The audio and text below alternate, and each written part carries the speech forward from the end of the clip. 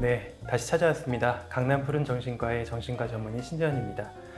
오늘은요, ADHD에 대한 호기심을 좀 풀어드리는 시간을 가져보도록 하겠습니다. 자주 다치고 한 번씩 불편함을 느껴도 사는데 지장 없으면 안 고쳐도 괜찮은 병인 거죠? 라고 물어보셨는데 맞습니다. 저는 그렇게 생각하고요. 결국 ADHD라고 하는 게 다들 오해를 많이 하시는데 이건 꼭 진단받고 치료해야 되는 병이다 라고 생각을 하시거든요. 근데 그런 거라기보다는 저는 좀 본인이 평생 짊어지고 가야 되는 캐릭터라고 생각을 합니다.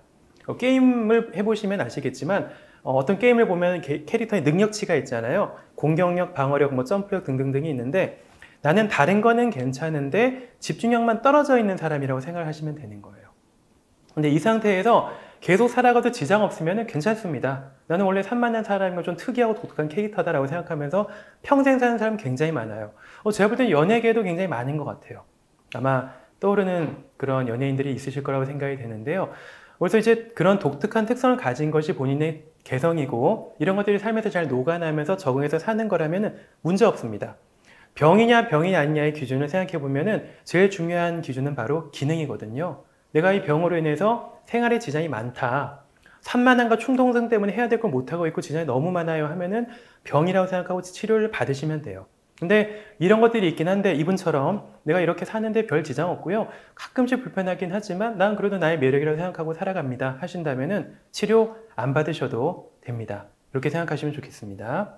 ADHD 진단 기준 중에서 ASRS라는 진단하는 어떤 그런 질문지에서 5번째 항목이 바로 그거거든요.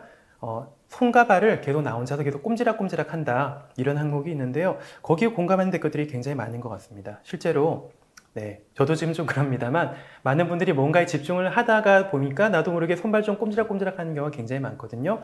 그런 것들을 봤을 때 좀 저희가 주의 산만한 어떤 척도라고 생각을 할 수가 있습니다. 가족에 대한 얘기도 많네요. 어떤 분들이 이렇게 댓글을 달아주셨습니다. 우리 가족들도 다 ADHD가 좀 있는 것 같은데 이미 어릴 때 외가 쪽에서는 ADHD 판정받은 사촌들이 몇 명이 있고 우리 가족들은 그렇게 진단받은 적은 없는데 영상 보니까 가족들도 그런 것 같아요.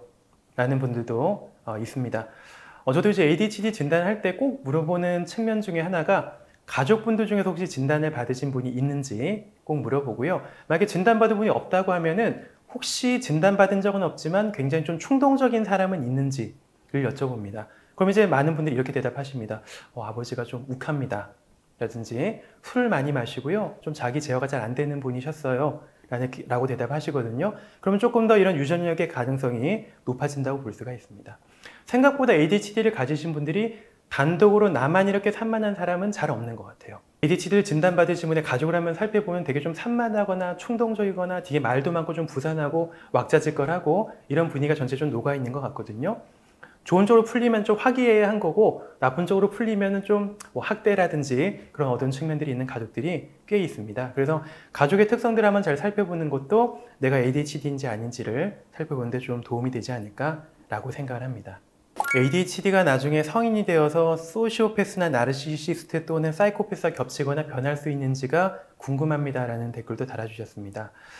실제로 이런 말이 있어요. ADHD가 치료되지가 않은 경우에 나중에 어떤 성격장애, 이를테면 반사회성 성격장애라고 하죠. 성격장애는 그러하고 우리가 흔히 얘기하기로는 소시오패스나 사이코패스가 있는 성향을 말합니다. 그런 성향으로 좀 진행되는 경우가 종종 있다고 얘기합니다. 특히나 ADHD인데 적절하게 치료받지 못하고 가정에서 제어가 잘 안 되고 그래서 충동적 행동으로 발하게 되는 그런 행동장애 같은 것들이 있을 경우에는 그것이 함께 합쳐져서 우리가 흔히 얘기하는 소시오패스나 혹은 사이코패스 같은 성향으로 갈 수 있습니다. 그래서 조기에 진짜로 좀 심한 경우라면 너무 충동적인 행동이 심하고 비행 청소년처럼 불량스러운 일을 일삼고 학교에서 사고를 많이 치고 하는 경우라면 꼭 가능성을 한번 가늠해보고 필요하다면 치료를 받으시는 것이 나중에 성인기를 생각했을 때는 필요하다고 생각을 합니다.